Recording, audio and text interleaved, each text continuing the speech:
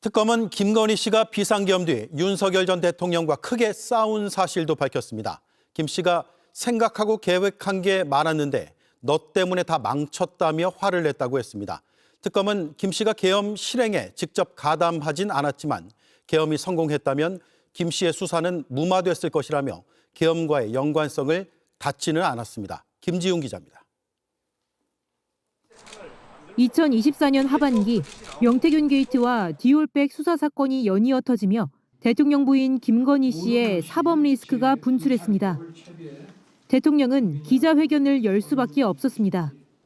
검찰총장 할 때부터 일단 저를 타겟으로 하는 거지만 저희 집사람도 하여튼 침소봉대는 기본이고 없는 것까지 만들어서 제 처를 많이 좀 악마화시킨 거는 있습니다. 내란 특검은 계엄의 목적은 권력 독점과 유지였다며 김건희 씨가 계엄의 모의와 실행에 직접 관여하진 않은 것으로 판단했습니다. 하지만 계엄의 목적 안에 배우자의 사법 리스크 해소가 포함됐을 것이라고 했습니다. 특검은 오늘 수사 결과를 발표하며 비상계엄 이후 대통령 부부가 크게 다퉜다는 진술도 공개했습니다. 김건희 씨의 측근이 특검 조사에서 김건희 씨가 내가 생각한 것이 많았는데 계엄을 선포해 모든 걸 망쳤다며 화를 냈다는 취지로 진술했다는 겁니다. 특검은 12.3 계엄 당일 김건희 씨가 다녀온 성형외과 의사 등도 불러 조사했는데 당일 행적에서도 계엄에 개입한 정황은 발견되지 않았다고 밝혔습니다.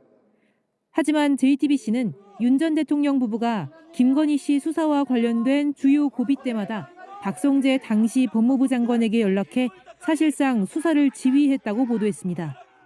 내란 특검 역시 박성재 전 장관의 휴대전화를 통해 이런 정황을 다수 확인한 바 있습니다. 현재 김건희 특검은 내란 특검으로부터 관련 자료를 넘겨받아 김건희 씨 수사 무마가 계엄과 어느 정도 관련이 있는지 수사하고 있습니다. JTBC 김지은입니다. 우선 그동안 고생하신 특검팀에 대해서 참 고생하셨다 이런 말씀 제가 드리고 싶고요.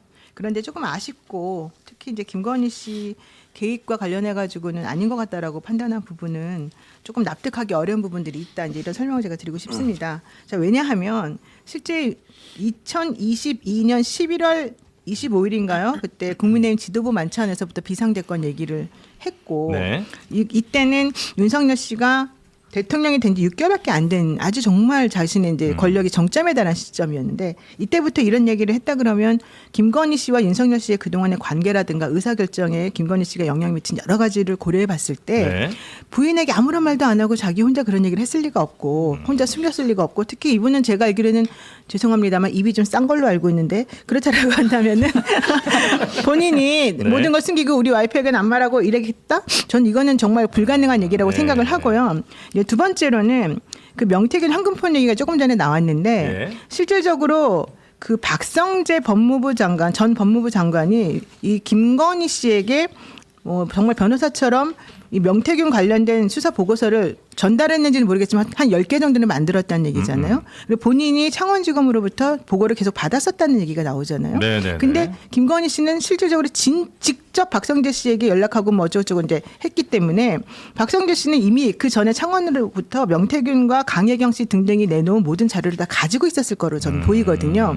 그런 모든 것들을 가지고 있었으면은 현실적으로 김건희와 명태균 사이에 벌어진 여러 가지 대화 내용이나 이런 것들을 다 확인을 했었을 거예요. 왜냐하면 네. 그때 포렌식도 다 이미 했었었고 핸드폰도 다 확인이 됐기 때문에 그런 상황인데 보고서만 만들어 놓고 김건희에게 안 물어봤다? 저는 그거는 아닐 거라고 생각하고 네. 김건희 씨 입장에서도 이게 그 당시에 자기에게 되게 큰 리스크였는데 이걸 확인을 안 했을 리가 없잖아요. 제 개인 생각이 그렇다는 네네네. 거죠. 예, 그런 상황인데 그거하고는 전혀 무관하게 와이프에게는 그런 설명도 하지 않고 그냥 오로지 혼자만의 판단으로 내일 미국이 어쩌고 저쩌고 하니까 오늘 내가 해야지. 이렇게는 저는 불가능하다고 봐요. 동기랑 시점이 하여튼 조금 석연치 않은 것 같은 느낌은 개인적으로 있습니다만.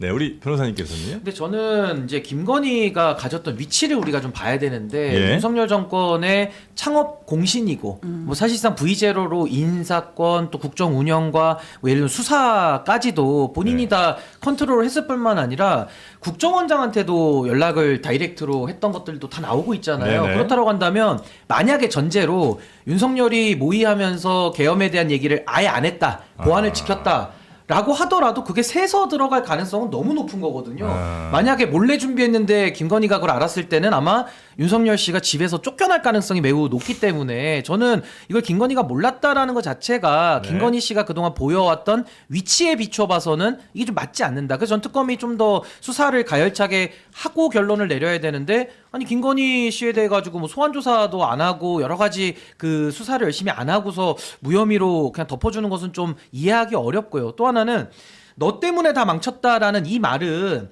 김건희가 몰랐기 때문에 한 말이 아니라 아니 계엄을 성공시키기로 했는데 이 바보야 너 때문에 망했어라는 뜻으로 중의적으로 해석이 또 가능해요. 그렇기 때문에 이걸 가지고서 계엄을 몰랐다라는 것도 말이 안 되고 저는 성형외과 부분도 사실은 이건 김건희가 만들어낸 알리바이. 알리바이일 가능성이 매우 높은 겁니다. 네. 그러니까 이런 부분들을 좀 하필 조사 그날. 그러니까요. 그래서 네. 전 조사가 좀 충분히 이루어지지 않은 상태에서 무혐의라는 좀 성급한 결론을 내린 부분은 좀 특검이 잘못한 거 아니냐. 저는 그게 고의로 했다고 봐요. 뭘 고의로? 특검이 이렇게 관여가 없다라는 이 말을 일부러 한 것 같아요. 왜요? 여러 가지 정치적인 고려가 조금 있었지 않았을까라는 생각이 조금 들어요. 정치적 솔직히. 고려요? 왜냐하면 네. 사법부에 대해서는 당연히 다 불기소했잖아요. 직위원 부장에 대한 거라든가 예, 예, 뭐 예. 천대엽 그다음에 대법원장. 네. 근데 실제 직위원 부장에 대해서는 이미 자기네들이 공소 제기한 게 그 재판부에서 판단이 내려져야 되는 지금 타임이기 때문에 저는 사실은 당연히 이제 제가 법조인이라면 혹은 제가 뭐 특검이라고 하면은 직위원 부장을 불기소 처분할 수밖에 없는 구조였을 것이라고 개인적으로 생각을 해요.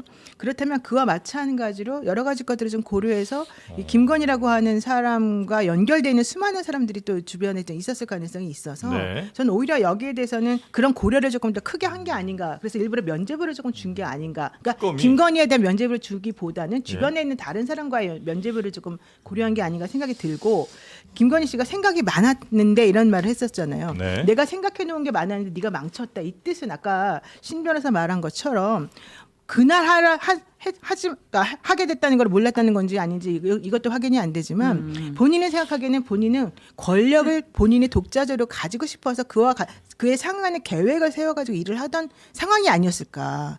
근데 남편이 갑자기 중간에 이런 일을 벌이면서 혹은 내지는 약속했던 것과 다르게 행동함으로써 내 일을 망쳤구나. 이제 이런 게 저는 조금 더 크다고 생각을 하거든요. 난 나름의 계획이 딱 예, 있었는데. 자신의 자, 우리 저 수사 결과에 대해서는 우리 김종혁 최고께서는 뭐 받아들이는 수밖에 없지 않나 이런 입장이신가요?